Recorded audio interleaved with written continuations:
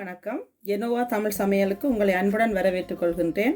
இன்று நான் உங்களுக்காக இந்த தீபாவளிக்காக நீங்கள் வீட்டிலேயே எப்படி இலகுவாக மிகவும் விரைவாக செய்யக்கூடிய ஒரு ஸ்வீட் ஒன்று செய்து காட்டப் போகின்றேன். அதுதான் இந்த கோகனட், அதாவது டிசிகேட் கோகனட்டை வச்சு தேங்காய் பூவை வச்சு நான் உங்களுக்கு ஒரு ஸ்வீட் ஒன்று செய்து காட்டப் போகின்றேன். வாங்க வீடியோக்குள்ளே போய் இதற்கு தேவையான பொருட்களையும் எப்படி இதை செய்கிறதுன்றதையும் பார்ப்போம். இந்த தேங்காய் பூ லட்டு செய்கிறதுக்கு தேவையான பொருட்களை பார்த்தோம்னு சொன்னால் இதில் நான் 2 கப்பு இந்த டிசிகேட்டட் கோகனட் எடுத்து வச்சிருக்கிறேன். நீங்கள் வீட்டில் திருவியும் எடுத்துக்கொள்ளலாம். அந்த கருப்புகள் இல்லாமலுக்கு தனியாக வெள்ளை பக்கமாக எடுத்து திருவி வச்சுக்கொள்ளலாம். இதை நான் லேசாக வறுத்தெடுக்க போகிறேன். இதில் 2 கப்பு தேங்காய்ப்பும் இந்த 2 கப்பு தேங்காய்ப்புக்கு 2 கப்பு பால் காய்ச்சி ஆற வச்சு எடுத்து வச்சுருக்கிறேன். இங்கே இதில் வாசத்துக்கு போடுறதுக்கு வெனிலா ஒரு தேக்கரண்டி போட போகிறேன். இதில் கஜு ஒரு 25 கிராம் கஜு எடுத்து சின்னனாக வட்டி வச்சுருக்கிறேன். இங்கே பிஸ்தா எடுத்து அலங்காரத்துக்காக ஒரு கொஞ்சம் வட்டி வச்சுருக்கிறேன். இதில் ஒரு 1/4 கப்பு சீனி எடுத்து வச்சுருக்கிறேன். இங்கே இந்த வாசத்துக்கு இந்த தேங்காய் பூவை லேசாக அவருக்கா வறுக்கிறதுக்காக ஒரு மேசக்கரண்டி நெய் இருக்குது. இதில் 3 மேசக்கரண்டி அளவு தேங்காய் பால் பவுடர் எடுத்து வச்சுருக்கிறேன். இவ்வளவு தான் இதுக்கு தேவையான பொருட்கள். வாங்க வீடியோக்குள்ளே போய் இதை எப்படி செய்கிறதுன்னு பார்ப்போம். இப்போ சட்டி லேசாக சூடாகிட்டுது. இந்த எடுத்து வச்சுருக்கிற ஒரு மேசக்கரண்டி நெய்யை இதுக்குள்ளே விடுறேன். இந்த எடுத்து வச்சுருக்கிற தேங்காய் பூவை இதுக்குள்ளே போட்டு லேசாக ஒருக்கா நிறம் மாறாமலுக்கு இந்த ஒரு வாசம் வரும் வரைக்கும் இதை வறுத்து எடுக்க போகிறேன். இப்போ தேங்காய் பூ போட்டு ஒரு 10 செகண்ட் ஆகிட்டுது. இதுக்குள்ளே இந்த கஜுவை ஏற்கனவே நான் நெய்யில் வறுக்க இல்லை. இப்போ அதால் இந்த தேங்காய் பூவோட சேர்த்து வறுக்க போகிறேன். ஏன்னா அப்போ தான் நிறம் மாறாமலுக்கு இருக்கும். இதையும் இதுக்குள்ளே போட்டு வறுக்க போகிறேன். இப்போ இந்த தேங்காய்ப்பை சரியாக ஒரு நிமிஷம் நான் வறுத்து எடுத்துட்டேன். லேசாக இந்த மணம் வர தொடங்கிட்டுது. இப்போ இதுக்குள்ளே இந்த காய்ச்சி ஆற வச்ச பாலை விட்டு நான் இதை காய்ச்ச போகிறேன்.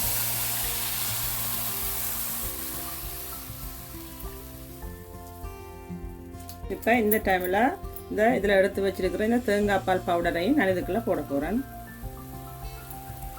இதை வடிவாக கட்டி இல்லாமலுக்கு நல்லா கரைச்சி இதை கலந்து விடுவோம். பால் விட்டு நல்லா கொதிக்க தொடங்கிட்டுது. நாங்கள் அடுப்பை எப்பவும் மிதமான சூட்டில் தான் வச்சுருக்கணும். நெருப்பை நல்லா பெருசாக வைக்கக்கூடாது. இப்போ இந்த டைமில் நான் இதுக்கு தேவையான அளவு இந்த 1/4 கப்பு சீனி எடுத்து வச்சு நான் இதை போடுறேன். பார்த்திங்கன்னா லட்டுக்கு இப்படி கொஞ்சம் பாலெல்லாம் பற்றி இறுகி வந்துட்டு இந்த டைமில் நான் இந்த வாசத்துக்கு எடுத்து வச்சுருக்கிற வெனிலாவில் ஒரு தேக்கரண்டி வெனிலா விடுகிறேன். உங்களுக்கு ஏலக்காய் வெனிலா விருப்பம் இல்லை, ஏலக்காய் பவுடர் தான் போட விருப்பம்னு சொன்னால் நீங்கள் ஏலக்காய் வாசம் பிடிக்குமெண்டா தாராளமாக ஏலக்காய் பவுடர் ஏலக்காயை வறுத்து பவுடராக்கி போடணும். இப்போ இந்த லட்டு ரெடி ஆகிட்டுது. இப்போ நான் இந்த அடுப்பை ஆஃப் பண்ணி இதை ஆற வைக்க போகிறேன். ஒரு 10லேருந்து ஒரு 15 நிமிஷம் இதை ஆற வச்சா தான் உங்களுக்கு நல்லா இறுகி வரும். இப்போ ஆறின பிறகு நாங்கள் லட்டை பிடிப்போம். இப்போ நான் இதை ஆற வைக்கிறதுக்காக இந்த சட்டியிலேருந்து இன்னொரு பாத்திரத்துக்கு இதை மாற்றி ஆற விட போகிறேன். இதில் பார்த்தீங்கன்னு சொன்னால் நான் இந்த பிளேட்டில் மாற்றி இருக்கிறேன் குயிக்காக ஆறுறதுக்காக. இப்போ இதை நல்லா ஆறிட்டு கிட்டத்தட்ட ஒரு 20 நிமிஷமாக இதை ஆற வச்சு எடுத்துட்டேன். இப்போ நான் இதை 4 பங்காக பிரிச்சிருக்கிறேன். இதில் ஒரு பங்கை எடுத்து நான் வேறு கலர் போட்டு செய்ய போகிறேன். மிச்சம் 3 பங்கை வேறு கலர் போட்டு செய்ய போகிறேன். உங்களுக்கு விரும்பினா நீங்கள் தனியாக வெள்ளையாகவும் செய்யலாம், அல்லது நடுவில் ஒரு கலரை போட்டுட்டு வெளியில் வெள்ளையா கலர்லையும் நீங்கள் போட்டு செய்யலாம். இப்போ வாங்க அப்படி இதை செய்கிறேன்னு பார்ப்போம். நான் இதில் ஒரு பங்கை தனியாக எடுத்து வைக்கிறேன்.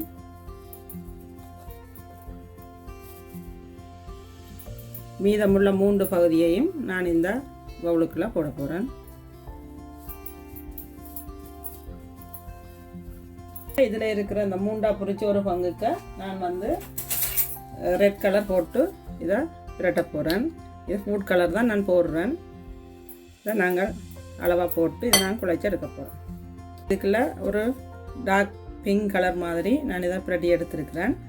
இது மற்ற பகுதியை வந்து நீங்கள் விரும்பினா இதுக்கும் வேறு கலரை போட்டு செய்யலாம். இதுக்கு வந்து ஒரு க்ரீன் கலர் போட்டாலும் வடிவாக இருக்கும், இல்லாது இப்படி வெள்ளையாகவும் நீங்கள் வச்சு செய்யலாம். இப்போ நான் அது டார்க் பிங்க் கலர்லையும் இது வெள்ளையாகவும் செய்ய போகிறேன். இதை செய்யும்போது இந்த நடுவுக்குள்ள ஒரு கஜுவை வச்சு செய்ய போகிறேன். நீங்கள் சாப்பிடும்போதும் மிகவும் சுவையாக இருக்கும்.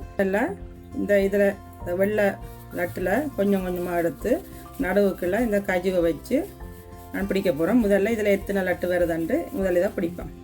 இவ்வளோ உருண்டை வந்திருக்குது. இப்போ இதுக்குள்ள நான் இந்த கஜுவை வச்சு மூடி உருண்டையாக பிடிக்க போகிறேன்.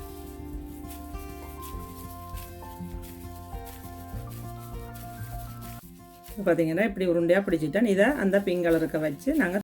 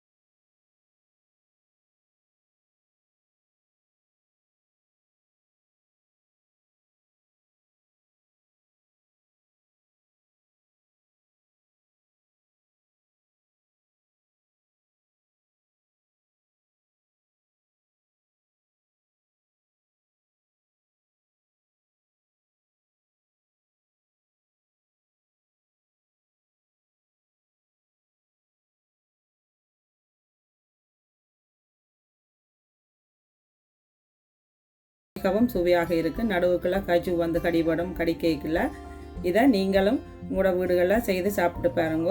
எப்படி இருக்குன்னு சொல்லி மறக்காமல் கமெண்ட்ஸ் பண்ணுங்க. உங்களோட ஃப்ரெண்ட்ஸ் ஆக்களோட ஷேர் பண்ணுங்க. தீபாவளிக்கு இதை நீங்களும் உங்களோட வீட்டில் இலகுவாக செய்து சாப்பிடுங்க. மீண்டும் இன்னும் ஒரு புதிய சமையலுடன் உங்களை சந்திக்கும் வரை நான் உங்கள் ஜெனோவா.